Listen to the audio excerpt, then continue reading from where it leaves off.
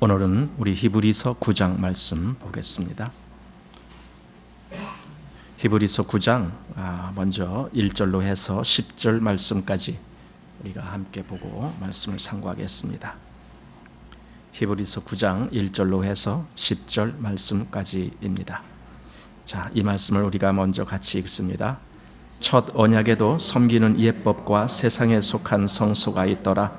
예비한 첫 장막이 있고 그 안에 등대와 상과 진설병이 있으니 이는 성소라 일컫고 또 둘째 휘장 뒤에 있는 장막을 지성소라 일컫나니 금향로와 사면을 금으로 싼 언약궤가 있고 그 안에 만나를 담은 금 항아리와 아론의 쌍난 지팡이와 언약의 비석들이 있고 그 위에 속죄소를 덮는 영광의 그룹들이 있으니 이것들에 관하여는 이제 낱낱이 말할 수 없노라. 이 모든 것을 이같이 예비하였으니 제사장들이 항상 첫 장막에 들어가 섬기는 예를 행하고 오직 둘째 장막은 대제사장이 홀로 1년 1차씩 들어가되 피 없이는 아니하나니 이 피는 자기와 백성의 허물을 위하여 드리는 것이라. 성령이 이로써 보이신 것은 첫 장막이 서 있을 동안에 성소에 들어가는 길이 아직 나타나지 아니한 것이라. 이 장막은 현재까지의 비유니 이에 의지하여 드리는 예물과 제사가 섬기는 자로 그 양심상으로 온전케 할 수 없나니 이런 것은 먹고 마시는 것과 여러 가지 씻는 것과 함께 육체의 예법만 되어 개혁할 때까지 맡겨둔 것이니라. 아멘. 네, 오늘 이제 9장을 보는데 지난번에 8장 말씀을 보면서 8장에서 우리가 좀 주목할 만한 말씀들이 여기 우리가 좀 생각해 보게 되는데 6절 말씀에 보면은 더 좋은 약속 이런 말씀, 또 더 좋은 언약 이런 말씀들이 거기 나오고 또 7절에는 첫 언약이란 말씀, 또 둘째 것이란 말씀이 나오고 또 8절에는 새 언약이란 말씀이 나오고 또 13절에도 새 언약 또는 첫 것 이렇게 말씀이 되어 있습니다. 이미 이렇게 몇몇 단어들만 보더라도 이 말씀이 지금 무엇을 가장 중요하게 다루고 있는지를 아실 겁니다. 그것은 이제 두 가지가 있는데 하나는 옛 것과 하나는 새 것. 즉 하나는 옛 언약과 새 언약, 첫째 것과 둘째 것. 과거에도 좋은 어떤 것이었지만 이제 더 좋은 어떤 것, 이런 식으로 어떤 두 가지를 지금 비교하면서 이 말씀을 계속 이끌어가고 있습니다.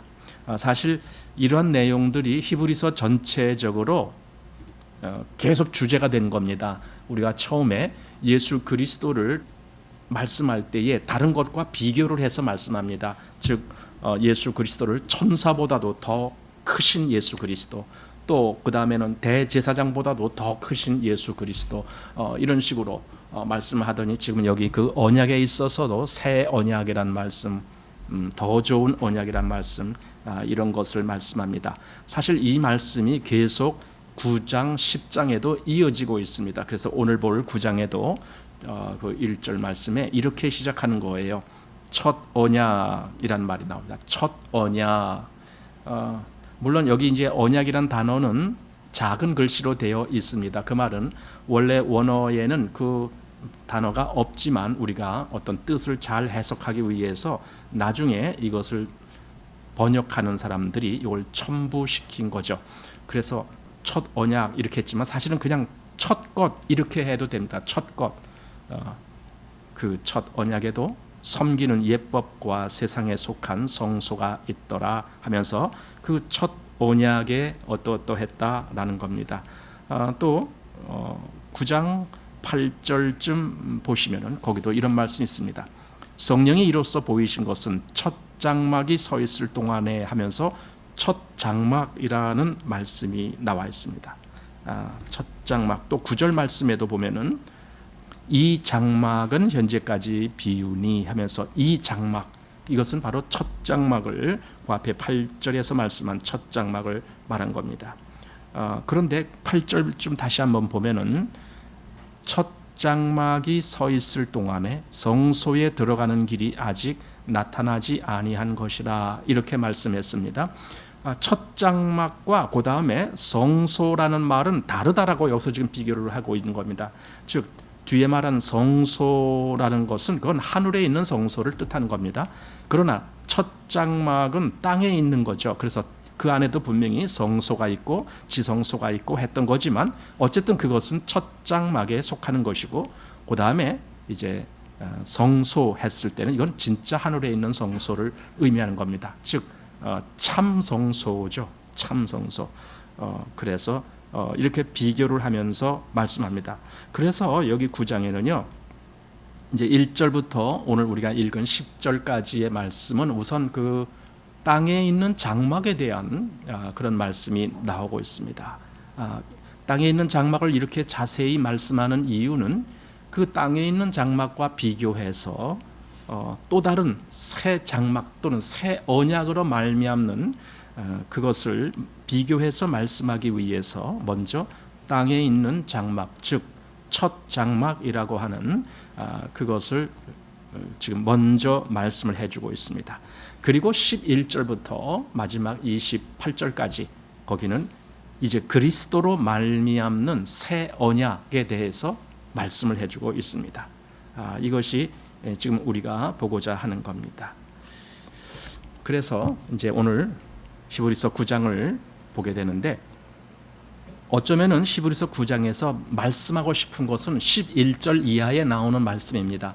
그것을 말씀하고 싶은데 이왕이면 그것에 대해서 더 뜻을 정확하게 전달하기 위해서 앞에 1절에서 10절까지가 이제 옛 장막에 대한 이야기를 계속 해주고 있습니다. 그리고 여기서는 아주 자세하게 그것도 말씀을 해주고 있습니다. 자, 그래서 이제 1절부터 한번 이 말씀을 보겠습니다. 첫 언약에도 섬기는 예법과 세상에 속한 성소가 있더라. 우리가 알듯이 첫 언약 그리고 섬기는 예법 그리고 세상에 속한 성소, 즉 이것은 성막을 이야기하는 건데 이런 것이 있다. 즉 첫 언약도 그냥 아무렇게나 그렇게 주어진 것이 아니라 거기에서도 분명히 하나님이 정해놓은 어떤 법이 있고 그리고 또 어떤 그 하나님이 말씀한 대로 지어진 성소가 있고 바로 거기서 되어지는 일, 그것이 첫 언약되었다. 즉 첫 언약도 귀한 어떤 의미를 담고 있는 것이다 라는 의미겠죠. 이것이 첫 언약.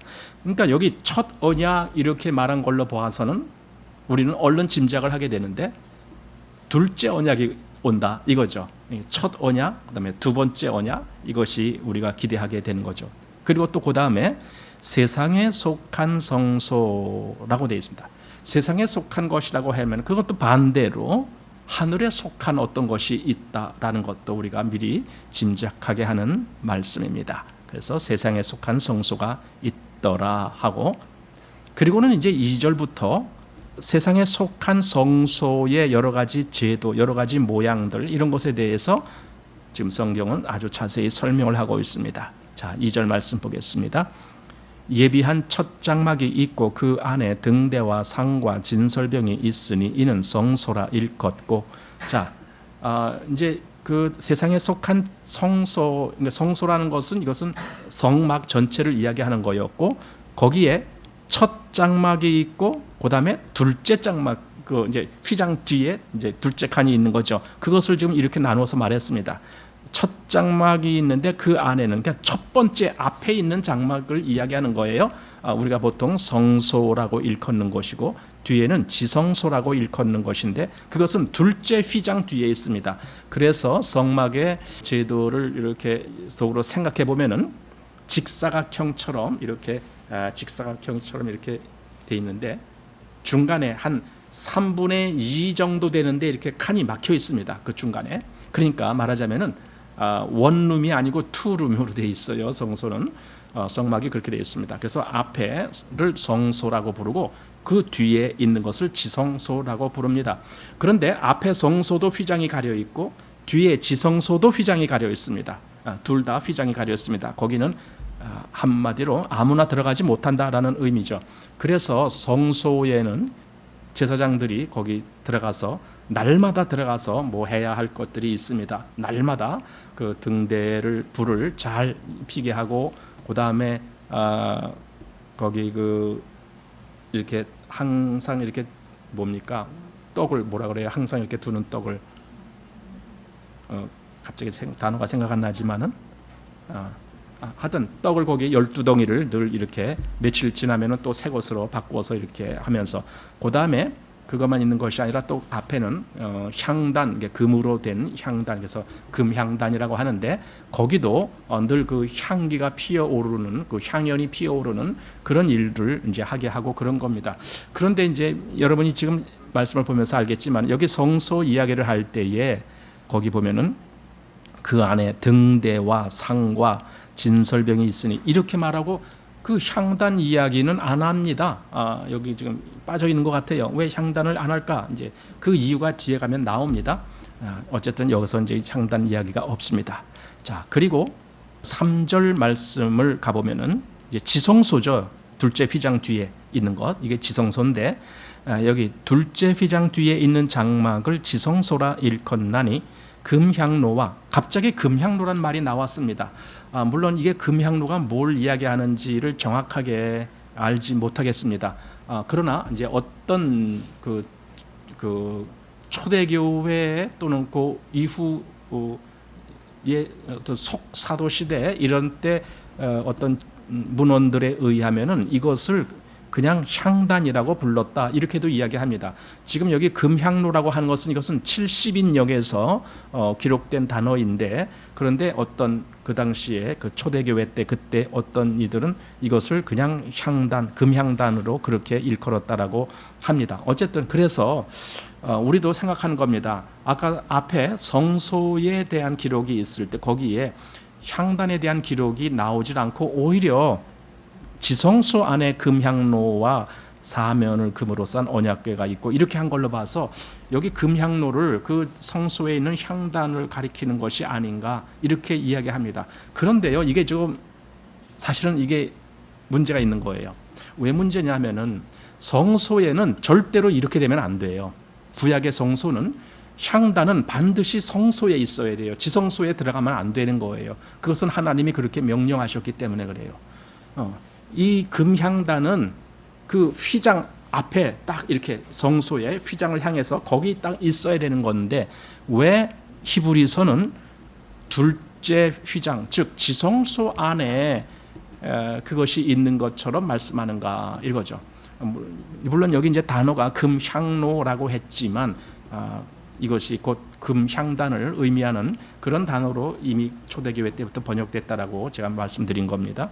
그럼 왜 지성소에 들어갔느냐 했을 때에 이것은 실제로 그 향단이 있는 위치를 그렇게 말한 것이 아니라 이건 의미적으로 그렇게 말한 것이다 이렇게 말을 합니다. 왜냐하면은 예수님이 지성소에 들어가셨기 때문에 그렇다라는 거죠. 그래서 영적인 의미로 이것을 해석해야지 구약에 있는 어떤 그 실제적인 상황으로 해석한다라면은 여기 지성소에는 언약궤와 속죄소와 그리고 속죄소 위를 덮는 두 그룹 그거 외에는 아무것도 없어야 됩니다. 지성소에는 그래야 됩니다. 그런데 여기서는 지금 그 향로가 그 안에 있다 이렇게 말하는 거 봐서 이게 뭔가 지금 영적인 의미를 여기다 추가하지 않았는가 이렇게 이제 보는 분들이 많습니다. 자, 어쨌든 우리는 그냥 보게 됩니다. 그 향단이라고 하는 것이 출애굽기 30장에 보면은 대제사장이 그 아침마다 그 향단의 향을 이렇게 분향하게 돼 있어요. 그래서 그거는 지성소에 들어오면 안 돼요. 왜냐하면 지성소에 날마다 들어갈 수가 없잖아요.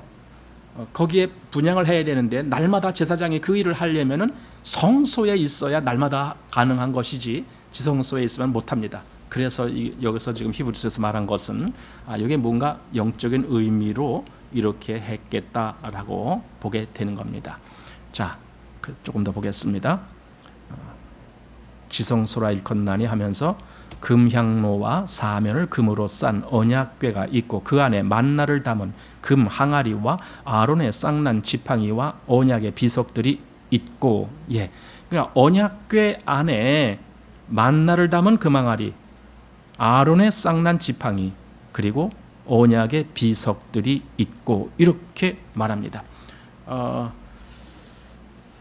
사실 이것도 나중에는 바뀌죠.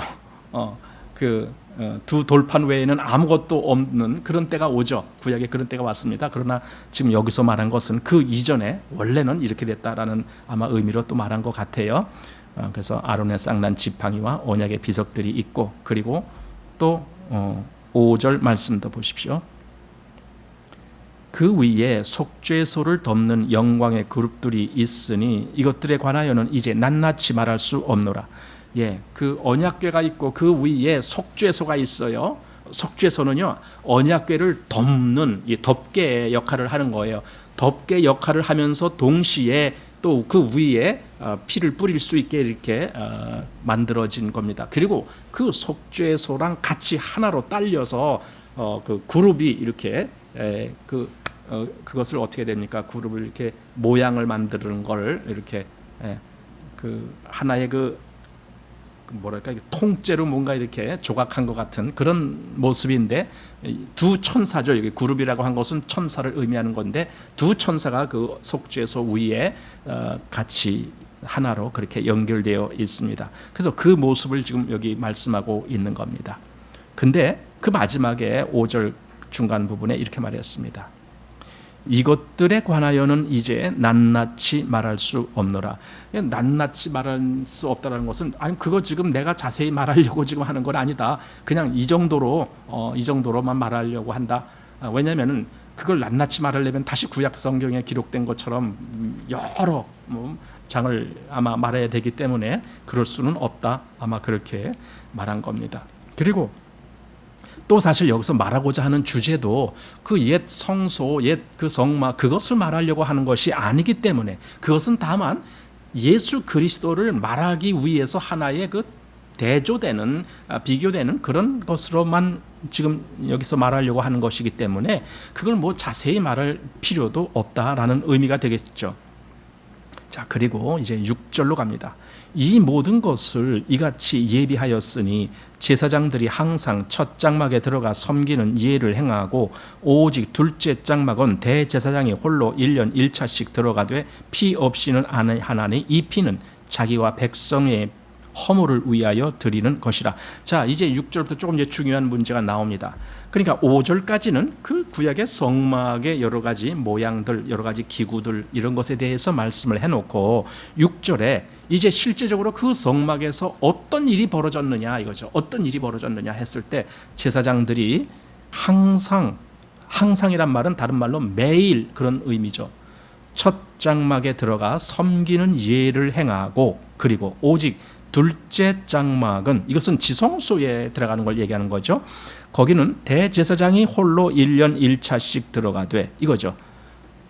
여기서 중요한 의미가 나옵니다. 그 둘째 장막, 즉 지성소는 대제사장이 홀로 1년에 1차씩, 그러니까 1년에 한 번, 하루 들어가는 날이 정해져 있습니다.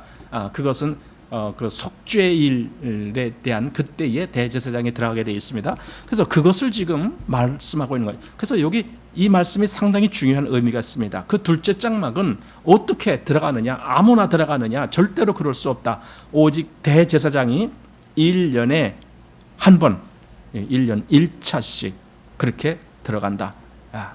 그런데 그 다음에 또 중요한 것이 나오는데, 피 없이는 아니하나니, 그 대제사장이 지성소에 들어갈 때에 피를 가지고 들어가야 됐다. 그래서 속죄소라는 것이 있는 거거든요. 속죄소 위에 그 피를 뿌려야 되거든요. 그러니까 그런 모습이 왜 있었느냐, 이제 이걸 우리가 알아야 되는 거죠. 왜 구약 시대에 그런 것이 하나의 그 율법적인 규례로 있었고, 그때 대제사장이 그렇게 했잖아요. 그럼 그게 왜 필요했고 왜 있어야 됐느냐, 이제 그거죠. 사실 그렇게 말씀하면서 그것이 실제로는 이런 것에 대한 예표로 기록된 것이기 때문에 지금 이런 일이 있어야 된다라고 그 다음에 있을 것을 말하려고 지금 그렇게 말한 겁니다.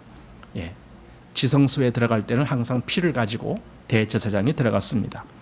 자, 그리고는 7절 하반절에 이 피는 자기와 백성의 허물을 위하여 드리는 것이라. 이렇게 그 피를 가지고 갔어야 될 이유, 그 의미에 대해서도 이것은 백성과 자기의 허물 때문에, 즉 그 당시에 대제사장도 허물이 있기 때문에 그래서 자기와 백성의 허물을 위해서 들어갔다. 이렇게 이제 그 피가 필요했다라는 것을 말하고 있습니다. 그러나 우리가 이제 지난번에 보았죠. 예수님은 그때의 그 대제사장이 자기를 위해서 제사 드리는 것과 같은 그렇게 제사 드릴 필요가 없다고. 왜냐하면 그분은 전혀 죄가 없으셨기 때문에.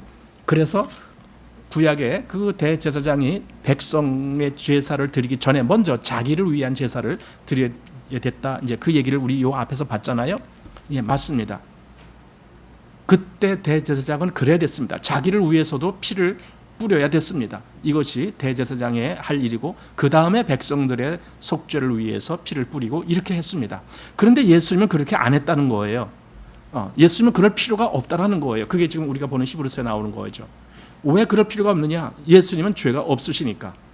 자, 이 말을 다시 말하면은 예수님은 율법을 지켜야 될 의무가 없다라는 거예요. 왜냐하면 율법은 죄인을 위해서 주신 거거든요.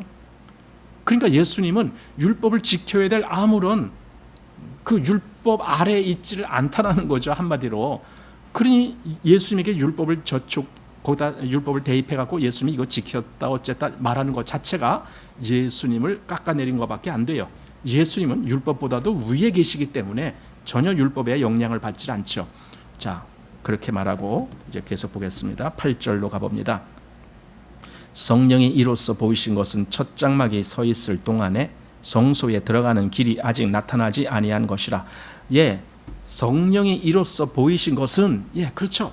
성령이 사실 지금도 우리도 그렇습니다. 우리가 구약 성경을 읽을 때에 그 성경을 어떻게 해석을 하느냐라는 거예요. 우리가 과연 머리가 똑똑하고 우리가 뭔가 능력이 많고 그래서 구약 성경을 읽을 때 탁탁탁탁 이렇게 분별해내고 그것이 뭘 의미하는지 알고 그렇게 될 거냐? 아니다. 사실 우리에게 성경을 깨닫게 해주시는 것은 성령님이죠. 성령님이 우리에게 그 지각을 주시는 거예요.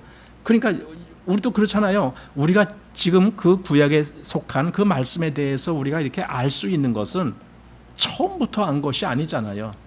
어느 날 성령께서 우리에게 그것을 알 수 있도록 지각을 주시거든요.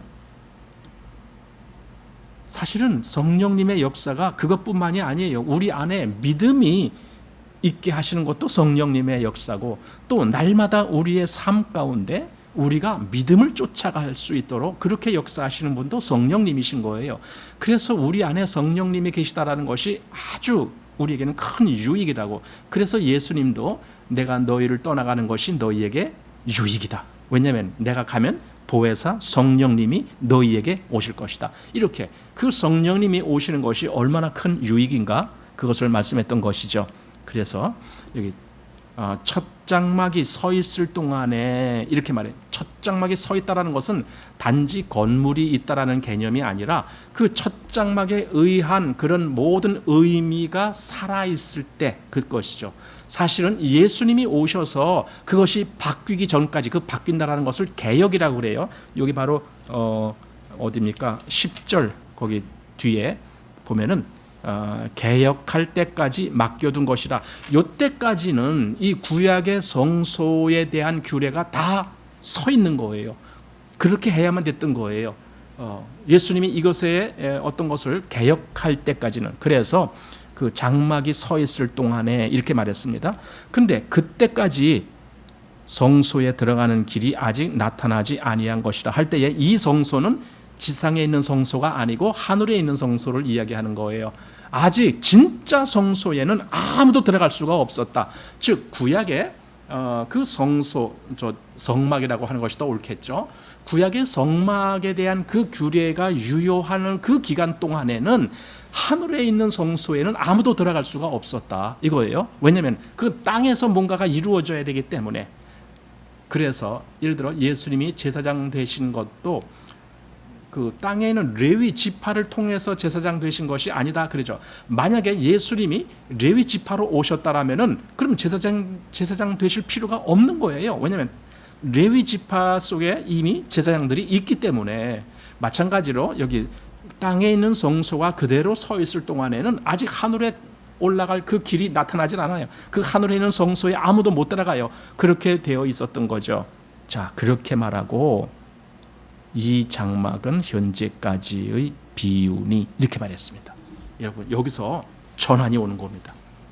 이렇게 구약을 읽을 때, 아니 구약을 우리가 처음에 뭐 레위기나 또는 출애굽기부터 그 성막에 대한 규례가 나오는데, 출애굽기를 읽고 레위기를 읽고 할 때에 그때 읽으면서 이것이 장차 올 진짜에 대한 예표고 그림자구나, 이런 마음으로 읽지를 않잖아요. 그게 잘 안 되잖아요. 근데 지금 성경은 그렇게 말하는 거예요. 이 장막은 현재까지의 비유니 이렇게 말했습니다. 비유라는 거예요. 비유니 이에 의지하여 드리는 예물과 제사가 섬기는 자로 그 양심상으로 온전케 할 수 없나니. 비유기 때문에 그때 용서받는 것도 하나의 비유적인 효과가 있는 것이지 진짜는 아니라는 거예요. 예를 들어 레위기 4장에 보면은 속죄제가 나오잖아요. 죄를 속하는 제사예요. 그것도 하나의 비유로 거기서 말씀하신 거예요. 그런데 그때도 무슨 말씀이 있었냐면은 나중에 이제 그 제사를 다 드리고 난 다음에 제사장의 그를 위하여 속죄한즉 그가 사함을 얻으리라 이렇게 말했습니다. 그럼 그 사함은 뭐냐? 진짜 우리가 원하는 그 사함이 아니에요. 그것은 잠시만 그들에게 주어진 사함이죠. 그래서 여기 어떻게 말하느냐면은 이에 의지하여 드리는 예물과 제사가 섬기는 자로 그 양심상으로 온전케 할 수 없나니 이렇게 뜬 겁니다. 온전케 되는 것이 아닙니다. 그래서 여기서 특별히 말한 것은요, 그 양심상으로 이렇게 말했습니다. 양심상으로라는 말은 그 마음에까지, 그치? 마음에서, 양심은 우리 마음에서 작용하는데 율법에 그렇게 제사를 지내고 그래서 사함을 받고 하는 사람들도 양심까지 깨끗하게 되지는 못했습니다. 왜냐하면은 아니 규례에 의해서 이렇게 해야 사함 받는다 해서 그렇게는 했지만 실질적으로 그것이 온전한 제사가 아니라는 걸 느낄 거 아닙니까? 왜냐하면 왜 온전한 제사가 아니냐 하면요, 일단 그건 짐승으로 드리는 제사잖아요. 그리고 그 짐승으로 드리는 제사가 온전치 못하기 때문에 오늘 내가 제사를 드렸다 할지라도 내일 내가 또다시 율법을 범하는 죄를 범하면은 제사를 또 드려야 되는 거잖아요. 그러니까 이건 온전한 제사가 아닌 거예요. 그런 상태에서 그 양심이 깨끗할 리가 없죠. 양심은 항상 조심 이러죠. 왜 조심해야 돼요? 이거 오늘은 제사 지내고 됐는데 내일 내가 또 뭘 잘못해갖고 율법을 어기면 이거 큰일 나는데 이러고 있잖아요. 항상 뭔가 두려운 상태에 있는 것이고 뭔가 지금 자기가 완전히 이렇게 안식하지 못하는 그런 상태가 계속 되잖아요. 그래서 섬기는 자로 그 양심상으로 온전케 할 수 없나니 이렇게 된 거예요. 그러면은 그 양심상으로 온전케 하지도 못할 걸 왜 주셨느냐 이거죠. 그 구약의 제사법을 왜 말씀해 주셨느냐 했을 때 10절이 그 대답입니다. 자, 10절 보십시오. 이런 것은 먹고 마시는 것과 여러 가지 씻는 것과 함께 육체의 예법만 되어 개혁할 때까지 맡겨둔 것이니라 이렇게 되어 있습니다. 예법, 가르치는 교훈이다라는 거예요. 그런 것을 통해서 뭔가를 배우라는 거죠. 이게 예법이죠. 예를 들어 우리 이제 그 유교적인 그런 가르침이 우리나라에 이제 많았죠. 지금도 그 잔재가 남아 있죠. 꼭 유교적인 거라고 안 할지라도 예의라는 것이 있어야 되잖아요. 우리는 사람은 예의라는 것이 있어야 돼요. 그래서 예를 들어 뭐 어른들을 대할 때에는 어떻게 해야 되고 또 뭐 친구들은 또 어떤 관계고 뭐 이런 거 말하는 것이 있잖아요. 그런 예의라는 것이 있습니다. 또는 도덕이라는 것도 있습니다. 여러 관계에서 우리가 그런 걸 살펴보게 됩니다. 그럼 그런 것들이 왜 필요하냐 했을 때 예를 들어 어른을 만나면은 인사를 해야 된다 이런 거 아이들에게 가르쳐 주죠. 그 가르쳐야 돼요. 아이들 보고 어른을 만나면은 인사를 하라라는 걸 가르쳐야 돼요. 그것은 단지 인사했다라는 그것 때문에 가르치라는 것이 아니라 어른을 향한 존경심을 갖게 하려고 그러는 거예요. 그래서 어른을 향해서 인사를 하는 거예요. 또 누가 어떤 물건을 또는 상품을 그에게 선물로 준다 했을 때는 항상 감사합니다, 고맙습니다 이런 인사를 하게끔 만들어요. 그것은 정말 어떤 그 자기에게 주어지는 모든 여건에 대해서 감사하는 그 마음을 갖도록 해주는 거죠. 그러니까 우리가 어떤 예의라는 걸, 이런 것들이 단지 그 예의 그 자체만을 위해서가 아니라 나중에 그 예의를 통해서 더 큰 원리를 배우게 하는 거죠. 이것을 위해서 우리가 예의를 가르쳐야 되는 거예요, 아이들 때부터. 그러면 그 아이는 자라면서 이제 그걸 점점 더 깨닫게 되고 그러는 거죠. 그래서 여기 예법이라는 것이 바로 그겁니다. 예법, 한마디로 예의, 그겁니다. 구약에 이러한 성막이라든가 이러한 제사를 통해서 도대체 뭘 우리에게 가르쳐 줬느냐 했을 때 하나의 예법을 가르쳐 준 것이다. 그러면은 진짜가 올 때 그것을 잘 이렇게 받아들일 수 있도록 하기 위해서 예법이 된 거다. 그래서 여기 육체의 예법만 되어 개혁할 때까지 맡겨둔 것이니라. 육체의 예법이라 그랬습니다. 구약에 있는 그 율법과 관련된 것은요, 육체의 예법입니다. 그것은 우리의 양심을 다루지 못합니다. 우리의 마음을 다루지 못합니다. 그렇기 때문에 지금도 구원받은 사람이 율법주의로 가는 것은 잘못된 거라고 제가 계속 말씀드리는 겁니다. 율법을 지켜야 됩니다라고 말하는 것 자체가 잘못된 겁니다. 그렇다고 우리가 율법을 무시하자는 말 하자는 게 아니라는 거예요. 왜냐하면 우리는 율법보다도 더 위에 있어야 돼요. 율법이 거기서 예를 들어 하나님을 사랑하라, 첫째로 하나님을 사랑하고 둘째로 이웃을 내 몸과 같이 사랑하라, 이것이 율법에 있고, 그리고는 또 예수님도 그 말씀을 하셨어요. 그러면은 우리가 하나님을 사랑하고 이웃을 사랑한다라고 할 때에 우리가 율법을 지켜야 되기 때문에 그거 하는 게 아니란 말이에요. 우리는 그리스도 안에 있고 그리스도의 사랑을 받았기 때문에 그렇게 하는 것이지, 율법을 지켜야 됩니다, 그러니 하나님을 사랑해야 되고 이웃을 사랑해야 됩니다, 이거 아니란 말이에요. 그래서 율법으로 그렇게 하라라고 가르치는 것은 계속 우리를 율법 아래로 끌어내리려고 하는 거예요. 그러나 예수님은 율법보다 위에 계셔요. 예수님이 율법 아래에 있는 게 아니라 위에 계세요. 그래서 그 말씀을 우리가 성경에서 보았죠. 왜 유대인들이 예수님 보고 그러는 거예요? 왜 그 예수님 제자들 보고 너희 선생은 뭐 안식일에 이렇게 안식일을 지키지 아니하고 왜 이런 일을 하고 저런 일을 하고 막 하느냐, 왜 병자를 고치고 뭐 하느냐, 이렇게 막 따지죠. 그때 예수님이 하신 말씀이 인자가 안식일의 주인이다, 이렇게 말했습니다. 안식일이라는 그 규율에 의해서 뭐 안식일이 되냐 어쩌냐 아무리 떠들어도 예수님은 그 위에서 이 모든 것에 대한 실질적인 주권자다, 그겁니다. 그러니 안식일에 대한 규례 때문에 안식일을 지키는 것이 아니라 예수님 안에 들어가면 안식일이 저절로 지켜지는 거예요. 예수님 안에 들어가면, 왜냐하면 그분이 주인이시니까. 예수님 안에 들어가면 모든 율법에서 말한 것이 저절로 지켜지는 거예요. 왜냐하면 율법의 강령이 뭐라고요? 하나님을 사랑하는 거, 둘째로 이웃을 사랑하는 거, 그것이 예수님 안에서 가능해지는 거거든요. 그러니까 율법을 지켜라라는 말을 할 필요가 없는 거예요. 그런 말을 안 하더라도 율법에서 말한 것이 실제적으로 이루어지는 거죠. 우리가 그것을 요즘 로마서 8장에서 주일날 보잖아요. 거기서 뭐라 그랬어요? 로마서 8장을 한번 보시고 가겠습니다. 자, 2절 말씀 한번 보시기 바랍니다. 율법이 육신으로 말미암아 연약하여 할 수 없는 그것을 하나님은 하시나니 곧 죄를 인하여 자기 아들을 죄 있는 육신의 모양으로 보내어 육신의 죄를 정하사 육신을 쫓지 않고 그 영을 쫓아 행하는 우리에게 율법의 요구를 이루어지게 하려 하심이니라, 이렇게 말씀했죠. 율법의 요구가 하나님의 의라고, 우리가 하나님의 의를 요구하는 거예요. 율법은 너 하나님의 의를 잘 이루어야 돼, 계속 요구하는 거예요. 그런데 그것은 우리가 율법 아래서 율법을 열심히 지키려고 애써서 될 문제가 아닙니다. 사실은 그렇게 율법을 지키려고 애쓰면 우리는 죽어요. 그게 내용이 7장 아닙니까? 생명에 이르게 할 그 계명이 도리어 내게 사망에 이르게 한 것이 되었도다, 이렇게 말하잖아요. 그러니까 우리는 율법을 내가 지켜야 되겠습니다, 나 율법을 잘 지켜야 되겠습니다, 이런 사람은 오히려 율법 때문에 죽는다니까요.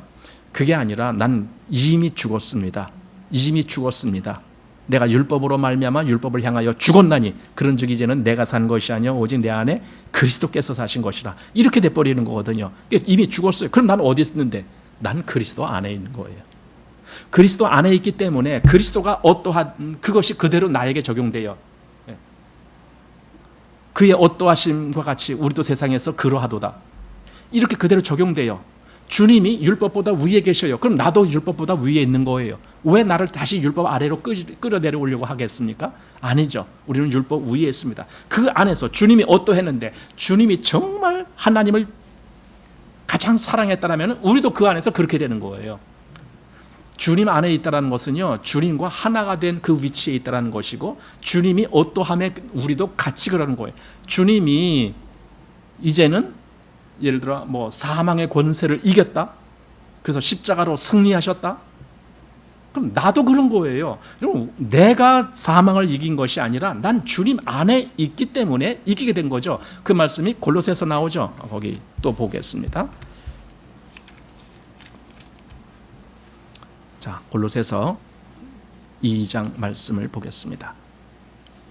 13절 말씀, 골로새서 2장 13절. 또 너희의 범죄와 육체의 무할례로 죽었던 너희를 하나님이 그와 함께 살리시고 우리에게 모든 죄를 사하시고 우리를 거스리고 우리를 대적하는 의문에 쓴 증서를 도말하시고 제하여 버리사 십자가에 못 박으시고 정사와 권세를 벗어버려 밝히 드러내시고 십자가로 승리하셨느니라. 바로 누가 이렇게 하셨느냐? 예수님이 이렇게 하셨어요. 그럼 우리도 그 안에서 이것을 똑같이 그렇게 가는 거예요. 우리도 그래서 승리하는 자가 되는 거예요. 예수님 안에 있기 때문에. 왜냐하면 더 근본적으로 우리를 예수 안에 넣으셨기 때문에 우리도 예수와 함께 십자가에 못 박혔다라고 말하고 예수님의 부활과 함께 우리가 새로운 우리로 살아났다라고 말했잖아요. 그러면 이런 것도 역시 똑같이 그렇게 가는 거예요. 우리는 다만 예수님 안에만 있으면 되는 거예요. 예수님 안에. 그것이 얼마나 놀라운 일인지. 예수님 안에 들어가는 것도요, 내가 애써서 들어간 것이 아니잖아요. 나는 다만 하나님이 그렇게 하신 사실을 믿은 것밖에 없어요. 그것을 믿음으로 내가 그 안에 있는 것을 나는 확증하는 것뿐이에요.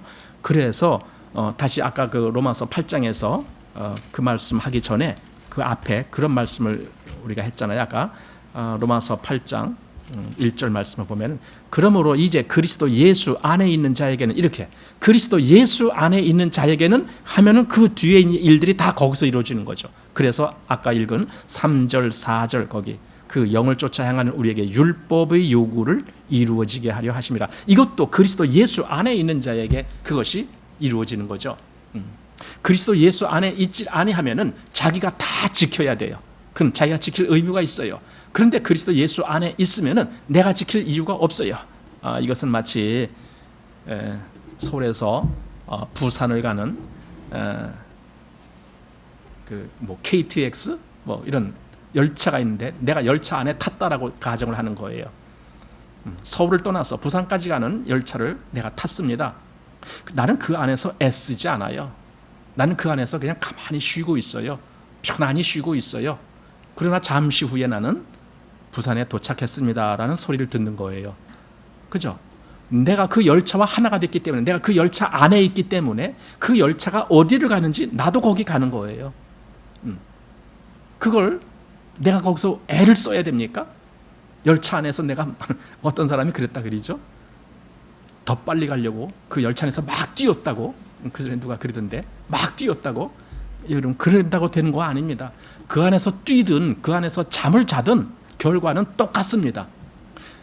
결과는 똑같아요. 정말 그리스도 예수 안에 있다라면은 주님이 어떠하신과 같이 우리도 세상에서 그러하다, 이게 똑같이 이루어지는 겁니다. 그래서 아까 8장에 로마서 8장에서 그리스도 예수 안에 있는 자에게는 하면서 그 뒤에 말이 이어지는 겁니다. 그러니 이게 얼마나 놀라운 말씀입니까? 자, 이제 다시 히브리서를 보시기 바랍니다. 그래서 10절 말씀, 여기 이런 것은 먹고 마시는 것과 여러 가지 씻는 것과 함께 육체의 예법만 되어 개혁할 때까지 맡겨둔 것이니라. 이렇게 되는 겁니다. 하나의 예법, 뭔가를 가르쳐 주기 위한 그러한 어떤 것, 이제 이런 거예요. 이게 예법, 그리고는 개혁할 때까지, 뭔가 개혁할 때가 오는 거예요. 성경은 구약에는요 계속 그때를 말하고 있습니다. 그때가 되면 이렇게 될 것이다, 그때가 되면 이렇게 될 것이다. 계속 그 어떤 때가 옴을 말씀해 주고 있는데, 그것이 바로 예수님이 오신 그것으로 인해서 실제가 된 거죠. 개혁할 때까지 맡겨둔 것이라 이렇게 말씀하고, 이제 11절부터는 바로 예수 그리스도 얘기가 그냥 쫙 나오는 거예요. 그러니까 구약에 그 성막 또는 성막의 여러 가지 기구, 또 거기서 드려지는 제사, 또 거기서 일을 하는 대제사장, 뭐 이런 예들이 많이 있지만 이건 다 하나의 예법이고 개혁할 때까지만 맡겨둔 것이에요. 그럼 개혁이 되면 더 이상 그건 필요가 없는 거예요. 더 이상 필요가 없어요. 개혁할 때까지만 맡겨둔 것이다 라고 했기 때문에.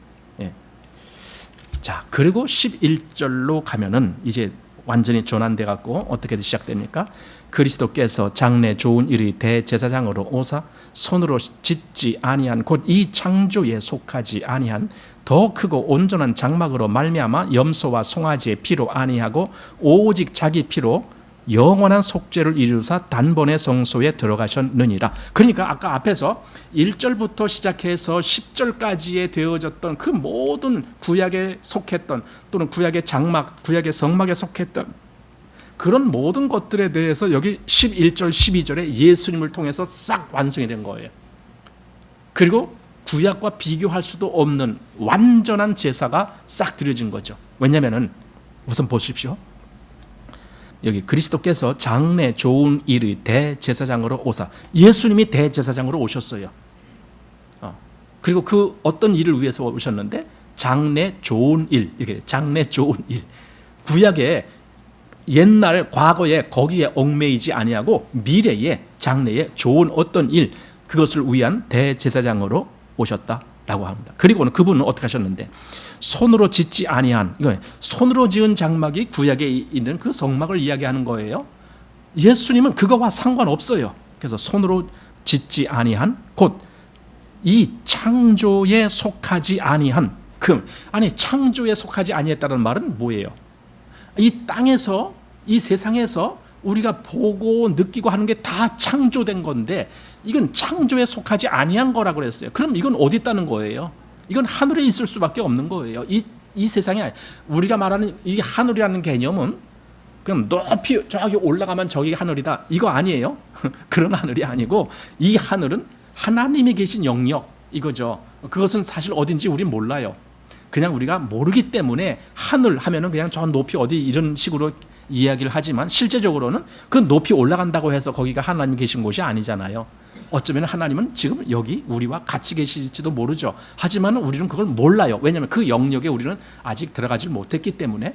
그런데 어쨌든 여기 지금 예수님은 바로 그렇게 된 겁니다. 이 창조에 속하지 아니한 더 크고 온전한 장막, 이거죠. 진짜 장막이죠, 이거는. 그러니까 구약에 있었던 장막, 즉 성막은 모형이었고 예표였고 그리고 하나의 예법을 위해서 세상에 주어진 거였지만은 예수님은 그게 아니고 진짜 장막에, 진짜 장막은요, 생각해 보세요. 구약에 그 성막을 세우는데 성막이 딱 완성되고 출애굽기 마지막 그 40장쯤 가면은 이제 성막이 탁 세워지는 것이 나와요. 하나님의 말씀대로 성막이 세워졌어요. 그리고 어떻게 됐느냐? 그 위에 하나님의 영광이 임했습니다. 구름이, 그 영광의 구름이 그 위에 가득 덮었습니다. 이것은 하나님이 거기에 임재하신다라고 하는 상징입니다. 사실 하나님이 그렇게 상징적으로 그것을 보여주셨다 할지라도 실제로 하나님이 거기 기거하시는 건 아니에요. 그 성막 거기에 기거하시잖아요. 아니 하나님이 사람이 지은 전에 계시겠습니까? 나중에 솔로몬이 성전을 짓고도 그런 고백을 하잖아요. 하나님이 어찌 사람이 지은 이 전에 계시겠습니까? 다만 하나님의 이름이 여기에 있습니다. 이렇게 고백을 하잖아요. 마찬가지로 성막도 그렇습니다. 하나님의 영광이 거기 임하고 있다는 것을 상징적으로 보여주기 위해서 거기에 구름이 임하게 하고 그랬습니다. 그렇지만은 그건 하나의 상징적인 의미였습니다. 그러면은 여기 예수님이 여기 더 크고 온전한 장막이라고 말했을 때 이건 뭐냐? 여기는 진짜 하나님이 계신 곳이에요. 진짜야. 그러니까 진짜죠. 거기는 구약의 땅에서 사람이 만들어 놓은 곳은 하나의 예표였고 모형이었지만은 예수님이 들어가신 곳은 진짜예요. 진짜예요. 그 진짜기 때문에 그 일로 말미암아 우리가 완전한 사함을 얻을 수가 있는 거죠. 완전한 사함. 그래서 여기 더 크고 온전한 장막으로 말미암아, 그리고 12절도 염소와 송아지의 피로 아니하고 오직 자기 피로, 이거죠. 이것도 비교가 되는 거죠. 구약에는 염소와 송아지의 피로 했습니다. 대제사장이 그렇게 1년 1차씩 백성들을 속하게 하기 위해서 그 제사를 드릴 때 백성들을 위해서 제물로 쓴 것이 염소입니다. 그러나 제사장이 자기를 위해서 쓴 제물이 송아지예요. 그래서 여기 이 두 가지가 다 나온 겁니다. 염소와 송아지의 피로. 그런데 예수님은 그런 걸로 안 했다는 거예요. 염소와 송아지의 피가 뭐, 그건 잠시 예법상 보여준 것뿐이에요. 그럼 진짜 소중한 어떤 것으로 제물을 드려야 되는 거예요. 진짜 소중한 것. 그게 뭔데? 예수님의 피죠. 즉 예수님의 목숨이죠. 생명이죠. 피는 생명과 일치니까. 자, 그래서 염소와 송아지의 피로 아니하고 오직 자기 피로, 그 자기 피로, 즉 완전한 제물로 드려지니까 그 속죄는 영원한 속죄가 되는 거고, 그리고 그 제사는 단번에 성소에 들어가는 제사가 되는 겁니다. 그래서 여기 12절이 아주 중요한 말씀이에요. 이 히브리서 9장에서 12절이 염소와 송아지 피로 아니하고 오직 자기 피로 영원한 속죄를 이루사 단번에 성소에 들어가셨느니라. 자, 지금 이것 요 11절하고 12절 여기만 보면은 구약의 그 모습과 대조가 되는데, 한번 이렇게 생각해 보십시오. 첫 언약과 새 언약의 대조입니다.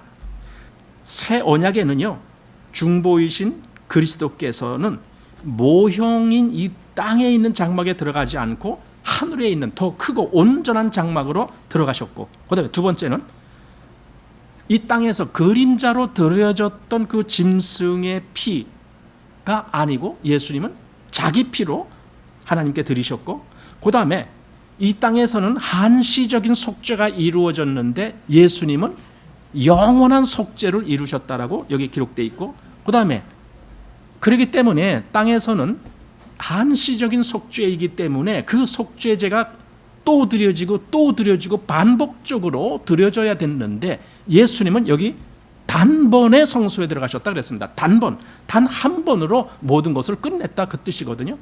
이것이 예수님을 통한 속죄와 구약의 성막을 통해서 드려지는 그 속죄와의 이 차이점을 이야기하는 거예요. 그래서 구약은 모형이었고 하나의 예표였지만 예수님은 실제가 되셨고 진짜가 되셨다. 그래서 영원한 속죄를 이루사 단번에 성소에 들어가셨느니라. 예, 이걸 바라보는 겁니다. 그래서 우리가 다른 것은 모른다 할지라도 이 히브리서 9장 12절에 있는 이 말씀, 요 한 말씀, 요 한 구절만 우리가 정확하게 내가 믿고 있다 할지라도 나는 얼마나 큰 위로가 되는 그런 말씀을 보고 있는지 알게 됩니다. 염소와 송아지의 피로 아니하고 오직 자기 피로 영원한 속죄를 이루사. 예, 그분의 속죄는 영원토록 지속되는 거예요. 그래서 그분이 이미 십자가에 달리신 것이 2000여 년 전에 그 일이 이루어졌지만 그 속죄는 영원한 속죄니까 지금까지도 유효한 거예요. 우리에게까지도. 우리뿐만 아니라 우리 후손들, 그들에게까지도 얼마든지 유효한, 이 세상 끝까지도 얼마든지 유효한 그러한 속죄예요. 왜냐하면 영원한 속죄니까. 그렇게 영원한 속죄를 이루시고 단번에 성소, 이 성소는 하늘에 있는 성소죠. 그래서 그분이 하나님 보좌 우편에 앉으신 거예요. 단번에 그 성소에 들어가셨으니까. 바로 이것이 예수님을 통해서 하나님이 이루신, 그리고 우리 주 예수 그리스도께서 그 모든 역사의 실제적인 주인공이 되신 진짜 제사, 우리를 위한 진짜 제사가 완성되어졌다라는 것을 선포하고 있는 말씀입니다. 이 말씀을 믿을 때 우리는 마음이 든든한 거예요. 이 말씀을 믿을 때 우리는 전혀 요동치 아니하는 거예요. 이 말씀을 믿을 때 우리에게는 소망이 있게 되는 거예요. 이제 이런 말씀이 우리에게 얼마나 귀하고 좋은 말씀인지 또 생각하게 됩니다. 오늘 12절까지 보면서 마치겠습니다.